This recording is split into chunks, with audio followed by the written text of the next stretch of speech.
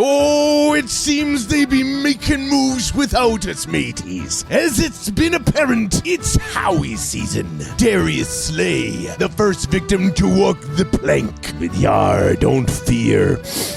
I smell something cooking up in that front office, and I've got a feeling we'll be back here many times. Welcome to Watching the Birds. Here's your mighty host, John Barchard. Yar.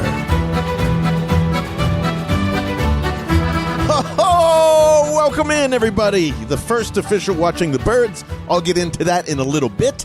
But of course, you are here just like I'm here, basically trying to wonder if Darius Slay is actually going to come back. And of course, Derek Gunn, a little late last night, about 8 p.m., reported to us that yes, there is a possibility. The price is just too damn high right now. But for the time being, Slay has been cut for the second year in a row. Will he deke like he's going to Detroit? Will he act like he's going to Baltimore? I don't know. I'm just going to kind of wait and see here. But ultimately, it looks like I believe he's coming back. And I'm going to give you two quick reasons why. I appreciate everyone chiming in and saying, look, Cooper DeJean is the man. He proved himself at nickel. Zach Bond said he was doing veteran shit out of there. He's got the speed. He can obviously flow with anybody, one-on-one in motion, including guys like Jamar Chase. So, yes, why don't you just move him to the outside if Slay is there? And I got to tell you, after thinking about that, because I appreciate the thought, and it's like, yeah, that makes sense. I'm not doing that at all.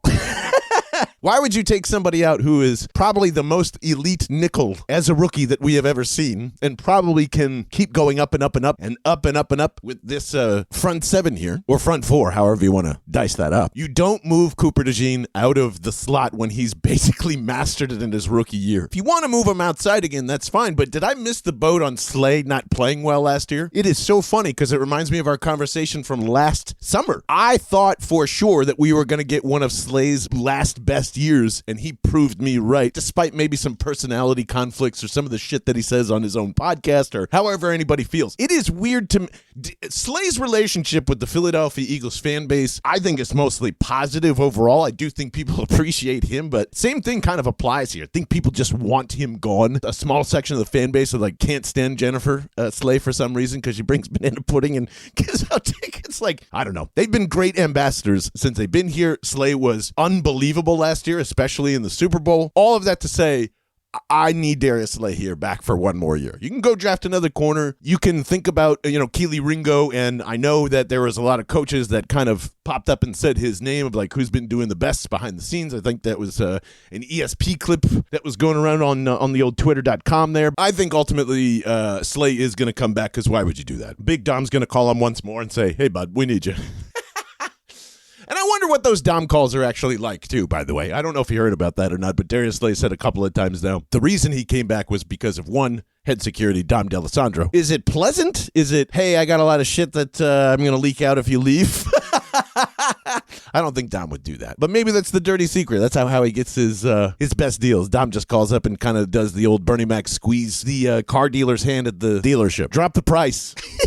That's the best you can do, huh? And with that in mind, if Slay does come back and it's structured a little differently, maybe it's another 2-year deal, but it's really a 1-year deal, or 3-year deal looks like a 1-year deal, I would say I don't think the Eagles were ever out of the Myles Garrett conversation, but it seems as like the combine pretty much put the kibosh on it, at least for me, from just a feel standpoint. This happened last year, too. Typically, when people like Diana Rossini are saying, Howie Roseman has no problem swinging big here, I don't think that's ever untrue, and you'd be crazy not to think that Howie didn't call and try every little maneuver to get Myles Garrett. He's probably been working on that since last fall. Can't really talk about it until you get to this point, and it feels like they've moved on, which gives me a little hope here that there's going to be plenty of semi-running it back with some surprises. Ultimately, I do think Bond and Williams come back. I'm sticking to my guns here, and I don't see how Dallas Goedert makes it out if Bond and Williams are coming back, but I hope he makes it through here. Small update from the last episode where I reported that 2 AFC teams were indeed checking in on Dallas Goedert's availability. I can also tell you that he has already sat down with Eagles brass sometime last week. So I would predict that there is going to be a decision made on Dallas Goedert by the end of this week. That's my prediction. And if I had to guess which thing is coming first, I would say you've got to announce the Dallas thing to basically re-sign Bond and Williams, I think, to make it right for the cap room and what they want to do into 2025. So those are the things that I would look out for next. Either an extension or trade from Dallas Goedert, followed by Bond and Williams being re-signed somehow, and then everything else is just like the pirate. Told you, matey. We gotta wait and see and turn the notifications on, matey. It's going to be a very interesting March, and it got even more interesting because I know that there's been a lot going on in the last couple of days. I am a humongous fan of the Scott Loeffler hire. Please tell me if I'm saying that wrong. I'm excited for a couple of reasons. One, I have mentioned before that I think for the Philadelphia Eagles and Nick Sirianni to feel comfortable about the consistency of this offense with Kellen Moore leaving, they are deciding our offensive coordinator is going to be the stable thing in this offense to make Nick and Jalen feel comfortable every single year. But now every year, the quarterback coach becomes the most enticing position for any head coach or any type of coach looking to get in the NFL. And it feels like that is what Howie Roseman is setting up for the next phase. And I have to tell you how much I fucking love this. One, you're taking a 50-year-old college head coach who, by the way, has been through hell at Bowling Green ever since he took that job because of COVID. NIL comes in, and Bowling Green has no budget. But they do have Harold Fannin, and I'll get to that in a second, who's, to me, Kyle Pitts Jr., Jordan Reed, somewhere in between there. He's phenomenal. But the setup is great because Scott Loeffler has been around, man. Not like, oh, he's this new shiny toy who's 25 years old and has all these analytical XYZ. No, everyone in college and pro has been ripping off his passing concepts since forever. And if you're a Penn State fan, you know what I'm talking about already. Ultimately, Penn State ends up winning the game, but Bowling Green came out there to whoop their ass, and I don't believe ran one single running play the entire opening drive. What he has been doing in college has been Kellen Moore on steroids, to be honest with you. So I love that his perspective coming into this is all from the new innovation side. And if you're Scott Loeffler, with no budget and the NIL climbing down on you, and you are scheduling games against Penn State and kind of hanging around for a little bit, I think you're doing something absolutely right. We always do this with quarterbacks. When a coach has nothing in terms of resources and you're competing against all the things that I just said, that should pretty much tell you how good that coach is, just like a quarterback without any skill position players is keeping a team in it every game. Same thing. I love this, and mainly because now the quarterback coach in Philadelphia has an opportunity to get pulled out of college, which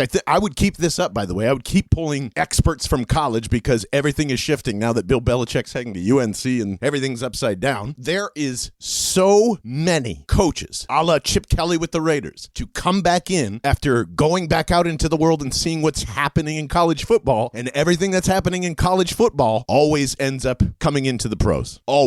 Might take 50 years, but it always gets there. So that's why I'm waiting out for the 2 QB system, folks. All right, 2 QBs on the field is happening at some point in my lifetime. Huge fan of Scott Loeffler. I don't know if that means Harold Fannin is coming here, but I mean, if Dallas Goedert leaves, my alarm bells are going off at that point. Still don't think he leaves, but they will be going off. Speaking of going off, this is the last thing I'll touch on, and then we'll chat about the name change here. The Deebo Samuel trade.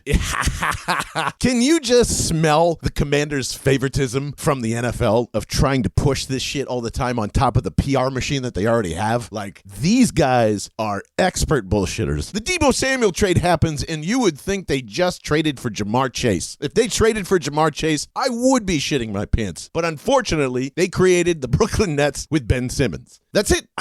You blink and you realize Terry McLaurin is almost 30 years old. It's just like, what kind of window are you building with Jaden Daniels? I don't even have to watch the season to tell you that the Commanders are not going to be as good as they were last year because it's a Josh Harris run team. That is it. They're awesome in PR. They're awesome in taking money. They're awesome in spending money, in acquiring assets. You know what they're terrible at? Building teams on literally every single level. And you're going, John, you're completely biased because you're a Sixers fan. Yes, but then go look at the Devils. Go look at them. Oh, it's competing. It's better than it was. But everything cycles back down to shit again. Every time. The Devils went through it. They're kind of going on an upswing again. They're going to come right back down. Sixers did it. Up, down, boom. to the ground. That group is forcing this team to say, we are so close that we just need Deebo Samuel, and we are there. We will beat the Philadelphia Eagles. And I'm going, guys, everybody's old, and if you think last year was we are so good, there were so many close games that you should have lost for crazy reasons. Why is no one talking about that? They got demolished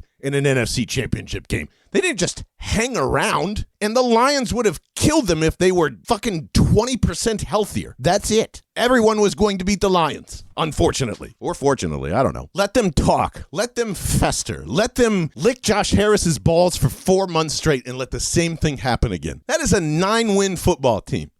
9 wins. Everyone does this with rookie quarterbacks who go on a run. Jaden Daniels is awesome, man. He is awesome. And no one is going to allow him to grow and develop and continue to be awesome. He is going to suck next year or be okay or play about the same. And his teammates are the ones that are going to let him down. Injuries, fuck-ups, and just plain being bad. They have not proven to me that they can draft well outside of the quarterback that they have. That's it. That is it. They gave up assets for long-term and it ended up screwing them because we ended up with them. And from here on out, the Commanders are officially the rivalry. The Cowboys and Giants can go sit down for a while. I honestly think this is just a little flare-up. And if I'm wrong and Washington's great, fantastic. I can't wait to yell at them. It also means that Josh Harris is going to sell the Sixers a lot faster, so that's fine by me. And yes, the name change. I just got to be honest with you. I never really liked Bell and the Birdmen.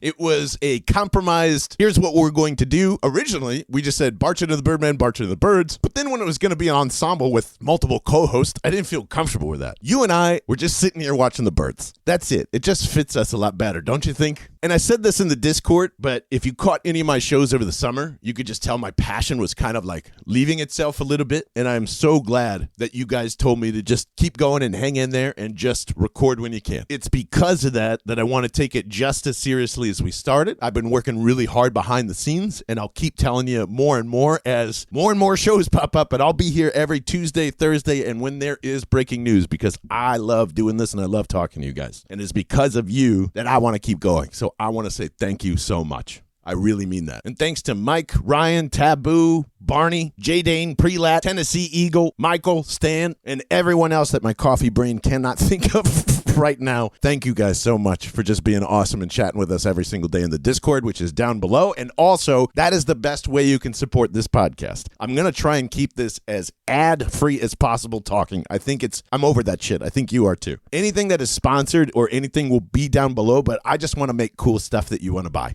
That's it. And if you don't want to buy it, I'm not going to be upset. I would really appreciate you sharing this out. We're back on YouTube, on every podcast platform possible. That would be the most helpful. And if you really, really want to support me and this podcast, the hats are right down below. They're $36. If you use the promo code BARCH, it is free shipping. That's BARCH. And that is another collaboration with our good friends over at Forbidden Canvas. Nick is outstanding. I'm going to make shirts soon. And this hat fucking kicks ass for $36 because honestly, it should be like $65 or something like that. I'd rather be watching the Birds. You'd be rather watching the Birds. So that's what we're going to keep doing. Thank you so much for listening, and I'll see you on Thursday.